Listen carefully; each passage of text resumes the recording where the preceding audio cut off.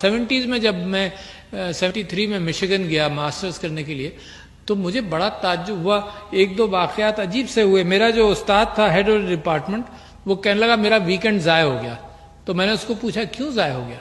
کہنے لگے اس وجہ سے ضائع ہو گیا کہ میں اپنے باپ کو ایک اولڈ ہوم سے دوسرے اولڈ ہوم میں جا کر میں نے اس کو ٹرانسفر کیا. اور میری آنکھیں پھٹی کی پھٹی رہ گئیں کہ 73 میں جب وہ زمانہ آ رہا تھا کہ اس نے کہا کہ میرا ویکنڈ ضائع ہو گیا کیونکہ میں نے اپنے باپ کی یہ خدمت کر دی.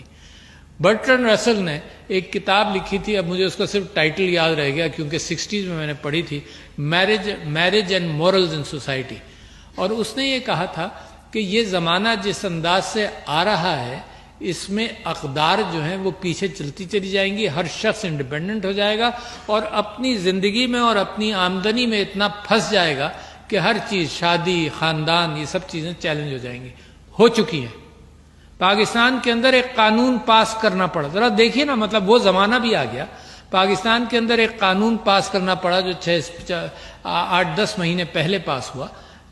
اس کے اندر یہ تھا کہ اگر کوئی اولاد اپنے ماں باپ کی قدر نہ کرے, ان کو ان کے گھر سے نکالے یا ایسی کوئی کیفیت پیدا ہو تو اسٹیٹ بیچ میں جائے گی.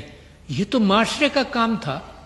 معاشرہ ایسی تربیت دیتا تھا, معاشرہ اہتمام کرتا تھا, خاندان والے اہتمام کرتے تھے کہ بے غیرت تم نے ایسا کام کیا کیوں؟ یہ اسٹیٹ کو تو یہاں جانا ہی نہیں چاہیے تھا. اس کا مطلب there is a change happening in society. اور بچوں آپ تو یاد رکھو یہ چینج جو ہے یہ ذہنی چینج ہے. اس کو چینج کرنے کے, اس کو ٹھیک رکھنے کے لیے دیکھو کمائیں, محنت کریں, کوئی اس چیز سے نہیں روک سکتا. مگر جب محبتوں کو نکال دو گے اپنی ریلیشن شپ سے تو خود بھی پریشان رہو گے, خود بھی اسٹریس میں رہو گے اور معاشروں کے اندر وہ تناؤ پیدا ہوگا کہ اپنا میں اکیلا میں زندگی گزار سکتا ہوں. نتیجہ کیا ہے؟ Let me mention to you something which came to my knowledge only about 1 or 2 months ago, اور میں نے اسمبلی کے اندر جو تقریر کی اس کے اندر بھی اس بات کو شامل کیا.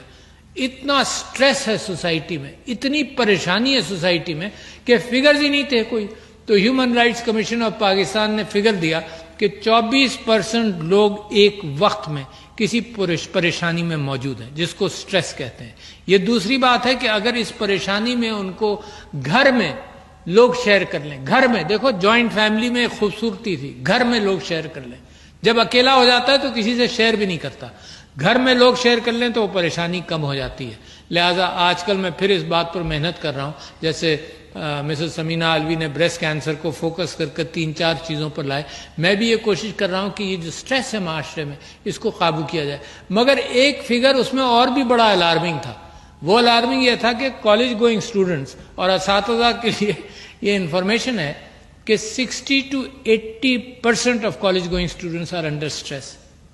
ایسی کیا کیفیت ہے؟ علم کی تلاش کے اندر یہ ذہنی پریشانیاں کیسے آ گئیں؟ یہ کیسی مشین ہے جس پر ہم نے ان کو ڈال دیا, جس کے اندر یہ مسلسل بھاگتے رہے اور دماغی تناؤ کے اندر مبتلا ہوں. نتیجہ کیا ہے؟